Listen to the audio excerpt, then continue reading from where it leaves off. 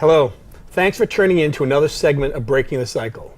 I'm District Attorney Tim Cruz, and my co-host is Sheriff Joe McDonald. We created this program after establishing the Plymouth County Drug Abuse Task Force so that we could share with the public the trends, the issues, and the resources for people in our area that are impacted by substance use disorder. We're pleased to have Jay Monaghan and Walter Gangl from the Knights of Columbus with us here today. Welcome, gentlemen. Thank you. Thank you. Gentlemen, Thank thanks a million for being with us. I think it's great that you've taken the time out of your busy schedules to come out to tell us a little bit about what's going on, to inform the public. These shows are going to be playing multiple times, and I think a lot of people out there, your message is going to reach, will be helped by this. So thank you. Thank you for that. I welcome you also, and as was said, you are from the Knights of Columbus. It's a wonderful organization. They work tirelessly in our community and have since longer than I can remember, I'm sure. But could you, for folks in the viewing audience that may not have an understanding of who the Knights of Columbus are and what they do, could you tell us a little bit about the organization? Fraternal organization, founded by Father McGivney in Connecticut. Now it's a worldwide organization. Last year, the Knights raised $178 million in donations, and contributed $75 million in man hours to a lot of different campaigns that they present. Coats for Kids, big efforts in the Right to Life movement. They got do a really good job on the drug awareness issue. They have contests up involved with developing posters and for that, and a lot of other areas that are terrific for kids that are disadvantaged. Yeah. How many years have the Knights been in existence? Since I don't know.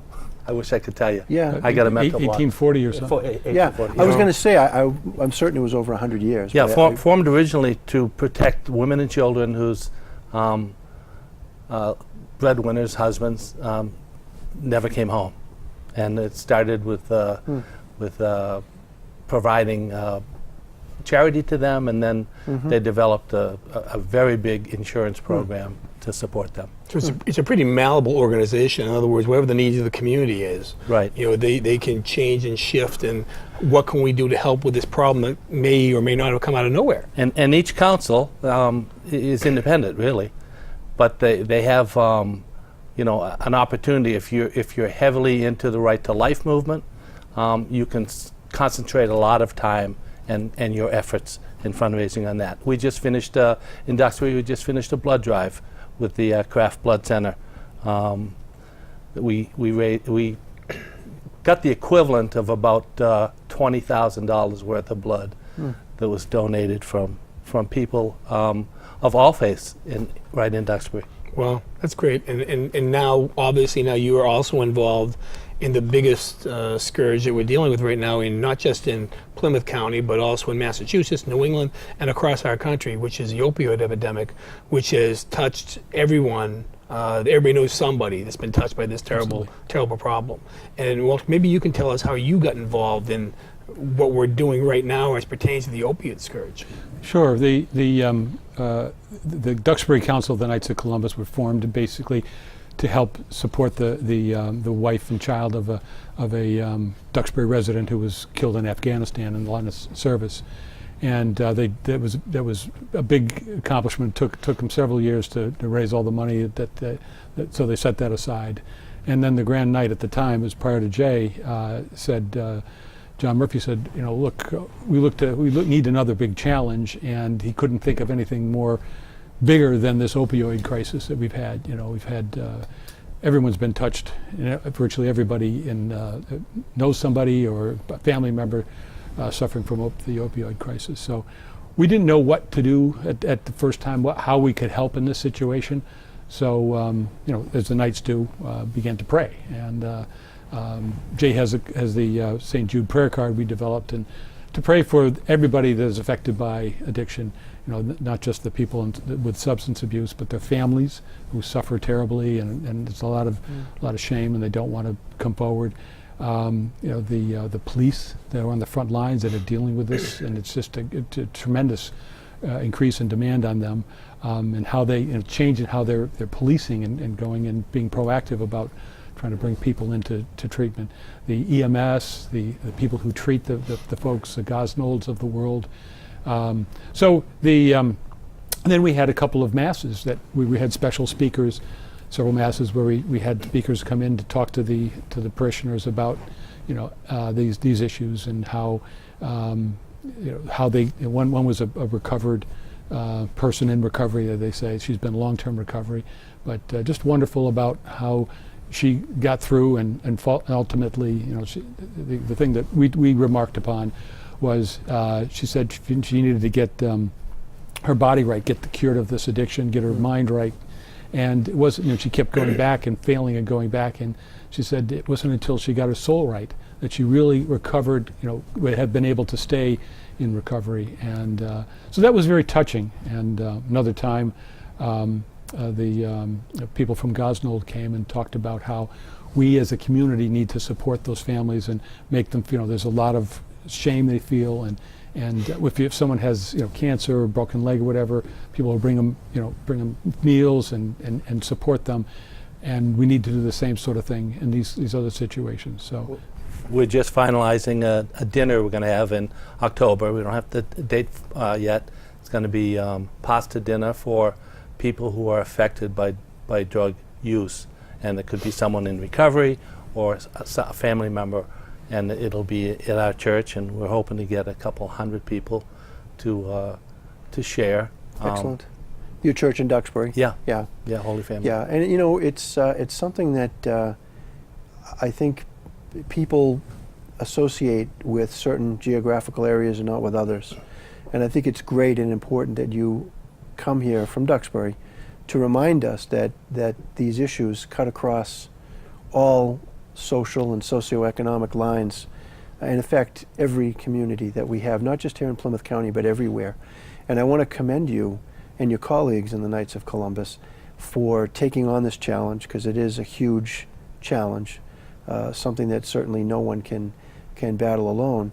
But it's really great that, since 1840 or so, that your organization has been set up not so much to deal specifically with this, but to deal with similar issues. And it's great the way you were able to shift gears and attack this scourge that really is stealing away a whole generation. It's amazing. And I know that you've brought some of the printed materials with you today, and hopefully we'll talk about those. The other great thing I think about your organization, about what you guys are up to, is the fact, as you highlighted, Jay, that you're international. Right. So not only can we deal with these issues in the town of Duxbury or the county of Plymouth, but we can deal with these issues statewide and nationally as well, because these are issues that resonate everywhere you go. I travel a little bit, District Attorney Cruz travels, and we talk to our colleagues and our counterparts in law enforcement in other states, and they are all, virtually every one of them, dealing with these same issues. So I see you've brought some of the printed materials. Could you show those to us? Sure. We started with, like we do, we're a faith-based organization. And everywhere we go, we let people know we're faith-based. And we started with a prayer card and a mass. And that was to support, it was called a Mass of Hope, Support, and Prayer for anyone affected by any addiction. And it could be drug or alcohol or any other malady that could be addressed through prayer. And we started with 2 masses. We'll have another one this fall, late. It's been a really great thing for our church, because we bring people from Kingston, Pembroke, surrounding communities that have lost someone or have someone that's affected by drug use. I think, as you all say, I mean, this disease, this problem has no zip code. And so therefore it's everywhere. And I think that was part and parcel. It's so great to see organizations like yours stepping up. And for myself and the sheriff, when we began the Plymouth County Drug Abuse Task Force back in 2015, we was really at the pinnacle of the problems at that time, where we had an inordinate amount of prescription medication overdose deaths at our all-time high back in 2015 or so. And we knew that we had to get in front of this, and we need to deal with people who are smarter than us and can help us work together at the table, which is why you bring in legislators and judges and educators and hospitals. You bring in parents. But probably one of the most important things we brought in was faith-based people, that we can work with them because of the fact this really does push you to help people. And when we talk to the pastors and the reverends and the priests who are working with us, they're all seeing the same thing. And it's so important to, like you said, Walter, stigma is a huge problem. To overcome that, people are embarrassed, they're ashamed, and they feel they have nowhere to go. And you go to church when you feel that way, and we also hope that people will come to some of the programs that we're offering through Plymouth County Outreach and Plymouth County Hope, which provides resources to people to help them and eliminates that stigma. So now in our county, through Plymouth County Outreach, if there's an overdose, because all of our 27 communities talk, we have immediate information and data distribution. If somebody overdoses in one town, they notify the town where that person's from. They can, within 12 to 24 hours after that overdose, have somebody go to their home. A police officer not in uniform, a social worker, or somebody can help them provide an opportunity for resources. And I know that they also reach out to faith-based because it's important for people to understand that when you feel that there is no hope and there is nowhere to go, there always is a place to go. And that's why I commend you for what you're doing. And it really does offer out the hand of help to people who feel that perhaps they don't have any help. But you opened our eyes too. Yeah, you were nice enough to invite us to the task force meeting out at Bridgewater State, and we saw that there are so many other people with programs and offerings that you didn't have to reinvent the wheel. Right. It's out there. That was a great program, and I commend both of you for putting that on at the annual conference you had in May. Well, and thank you, Walter. It was very, very worthwhile. You know, one of the things I was very happy to meet you guys at that conference, and I was surprised. I hadn't seen the prayer cards or the Friends Don't Let Friends Die cards. What was the inspiration for that? Whose idea was that? Because it's a great idea, I think.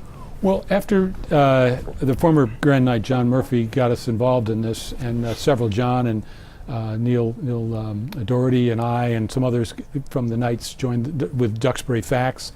And the Facts is a organization that's populated on the South Shore from South Shore Hospital. And we met some other people there. One was a wonderful lady whose son had died and was abandoned by friends and just under very sad circumstances. And she taught us a lot. She said there's a Good Samaritan law in Massachusetts.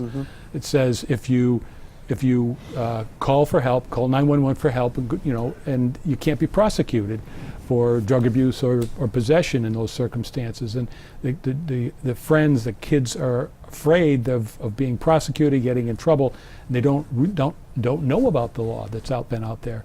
So in her son's memory, she wanted she's through the Senator O'Connor introduced a bill in the legislature. It hasn't really gotten out of committee, I guess, but we said, well, we can work with you and we can help spread the message in the meantime, and maybe the state will pick it up and go on with this message. So that was really the inspiration, and then some of us in the Knights, we've had family or close friends in the same circumstances, that children die when they've been abandoned by their friends. And specifically those cards, the Friends Don't Let Friends Die, the Good Samaritan law cards. I think I told you the story, and I've stated it publicly. I had a very dear friend, one of my closest friends, who lost his adult daughter under that exact circumstance.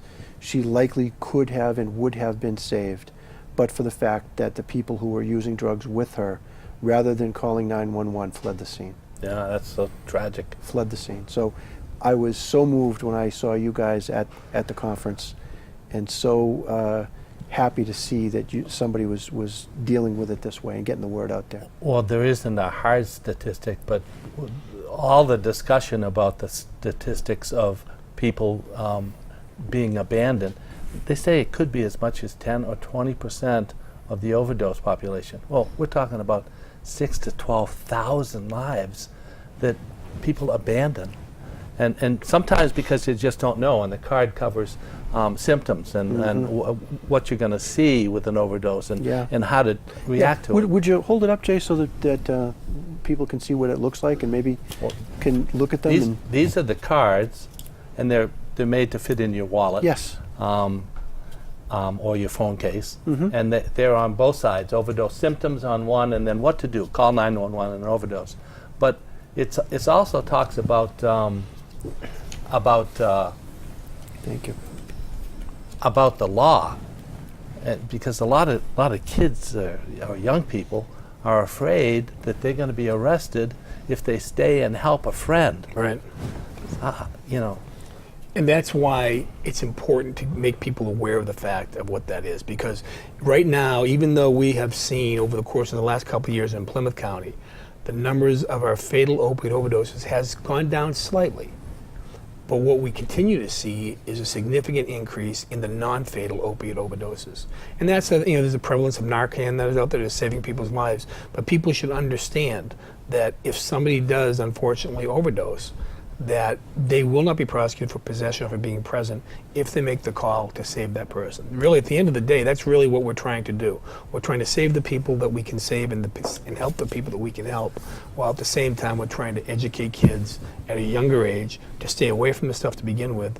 And on the other end of it, from a prosecutorial standpoint, make sure that we go after the people who are not the users, but the people who are trafficking and dealing in these drugs, this poison that is killing people, that is destroying families. Right. They need to be held accountable for their actions, and we need to make sure they're removed out of the equation while we help the people in the middle, which is why it's so great to work with a variety of people and agencies and organizations like yourselves that will come in and help us from another avenue to develop best practices. Every little bit helps. So you, like you said earlier, so you don't have to reinvent the wheel. That's one of the issues when we put together the task force, was that we had fax groups from across our county. You could virtually go to a different fax meeting somewhere in the county virtually every night of the week.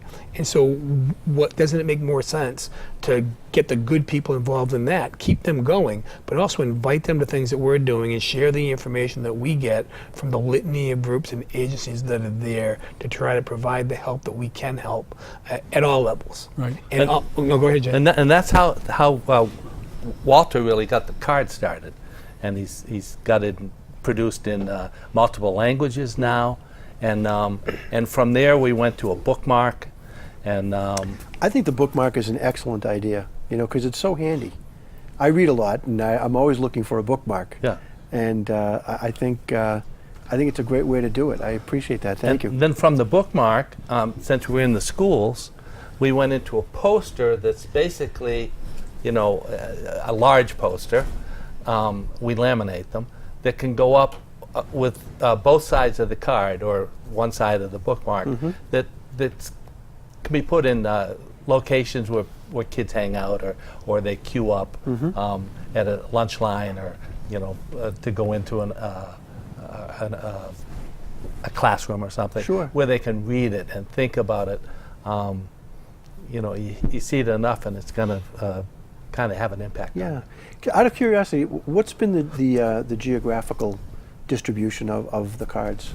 You want to speak to that one? Well, we obviously started in Duxbury. We worked with the police and the fire and the EMS there to develop the order, all the instructions. We wanted to be sure we had them right, and so the EMS really helped us. We worked with the school, and the school helped us with some of the formatting and the language that they wanted to see in there.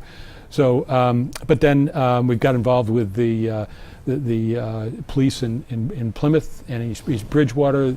They both came to the introduction a few weeks ago, and they've been taking them. They've taken the first. They've asked for the first allotment of the Spanish language cards, and then it's probably through some physical training, youth training programs. There's probably another 7 or 8 towns And just tomorrow night, we're meeting with the Kingston Knights of Columbus, and we're going to. They're interested in picking this up. And Excellent. the power of the Knights of Columbus across the entire state to take this message, and replicate this is incredibly valuable. Yeah, we Yeah. forget there are more than 200 councils in Mass alone. Yeah. And if you look at that in Massachusetts and then try to roll it out nationally, it can really have an impact. Yeah, and I think that's where you guys are situated in a great place to do that through the Knights, to get these out, through the different parishes. But it sounds to me like we're doing a pretty good job getting this disseminated countywide, and that's going to give you a great story to tell the other councils within the Knights Right. what a great thing this is. And the beautiful thing is you've already done the work.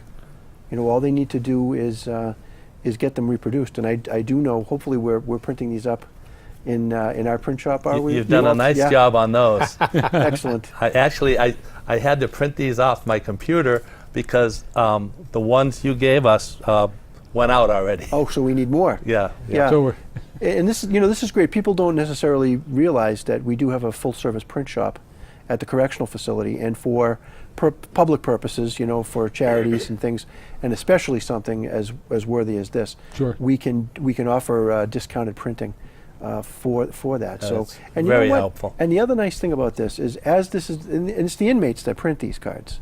So as the inmates are printing them, they're reading them, and I think that was in the back of my mind when I was suggesting to you, Walter, that we might be able to do this, that if the inmates are reading this, they're coming away with some of this, so that even though they may not have a card with them, and this might be something that we can think about when we have people re-entering the community coming out of jail, to have these available in our facility. If we don't have it now, I'm going to mention it when I get back to our re-entry people, so that when people leaving, they'll have this information right. That's great. in a pocket or a packet of things that we will give them as they head back into the community. Thank you. Yeah. And we want all young people to have them, even the quote good kids, because we've had that situation. I think we've all seen that situation where, they're with a group and some other kid gets sick, started to overdose. Yeah. Whether it's even alcoholism, the same principles apply. And so everybody, we're hoping, will keep it in your wallet, your purse, your cell phone case, so they've got the instructions, and we'll follow them. Yeah, and I think it's important. I don't mean to cut you off, Jay, but you refer to that group of kids that may not have anything to do with the underlying substance abuse, maybe even more afraid to call the police than the people that are peripherally involved here. Right. Right. So I think that's a great point, and it's well taken. And you hear so often, we think of an overdose as somebody falling on the floor and foaming at the mouth and shaking. And when in fact, a lot of these overdoses are kids say, oh yeah, he wasn't really feeling good after he did the drugs and he's sleeping it off. Right. Well, he was sleeping till he died. And they don't realize that. We're trying to make people aware of that. And nodding off is a big sign of Yeah, opiate exactly. addiction, and it's really a huge problem no matter where that occurs. Which is, once again, it's incredibly important to get the awareness out there for what we're going to be doing in this, and so that people do know that. And like with the overdose abandonment issues that you guys are dealing with, which is tremendous, getting that out there, that is something that needs to continue to be done to make sure that we can save lives. That's what this is about. Nothing more, nothing less. Yeah. Trying to save people and save families, because there are good kids out there who may start either on prescription meds, which is one challenge, and then as they go, unfortunately, the wrong direction sometimes, whether it be heroin or fentanyl or even carfentanil or the other incredibly dangerous and insidious drugs that are out there right now. That's why this is important for those kids to understand that there is help. You can turn your life around, and many times, from what Joe sees and what I see, the prosecutors that we in my office, we deal with so many terrible situations, and it's great to be involved in something positive that is bringing hope to the community and bringing hope to our county, and it's something that I'm glad that we're able to do. Great. Thank you. Now I see you've got the prayer cards as well. May I trouble you for one of those as well? Absolutely. It's interesting. You were talking about what are we doing to get the Friends Don't Let Friends Die cards out, but we started bringing these down to the hospital, and I don't know if you knew it, but there's always a couple beds with people detoxing before they go into a facility, and we give these out at the hospital all the time, and it's just one other thing, you know, that you can share with people as a volunteer to help them get a better life. I agree, and you know, you correctly point out that hospitals are a great place to do this, police stations, and you've partnered with the police. We can, obviously, I'll talk to the other sheriffs as well. Maybe you gentlemen would agree to accompany me to a sheriff's meeting at some point in time. we'd love to, yes. And let the other sheriffs know, and maybe they can put us in touch with some of the Knights councils in their jurisdictions, in their counties, and do the same thing or similar things. That's a great idea. Yeah, I would love to have you. The courthouses are another great place. I think that we should have distribution points for these, and it really is. It's a small thing, physically, but it is a very, very big thing, psychologically and spiritually. I think people need to understand and be cognizant of the fact that if they're lucky enough not to be dealing with those issues, they needn't look very far to see folks who are. Right. So, Right. We were told when we went up to the State House to speak about there were so many people speaking about the impact of the faith side of recovery. You know, every 12-step program has a faith component to it. yes. And that's where we thought we could first start, but you know, Walter has taken it much, much further than that. Yeah. We appreciate his efforts. Indeed. Well, I appreciate everything you guys are doing. Our time is coming to a close. I'm glad that we've had this conversation. We're going to be able to continue on and do what we do. So I want to thank everybody at home for joining us. And remember, if you're looking for assistance in the area of substance use disorder, please visit us at the Plymouth County Drug Abuse Task Force, or do not hesitate to call our offices. There is help available. Thanks so much for joining us.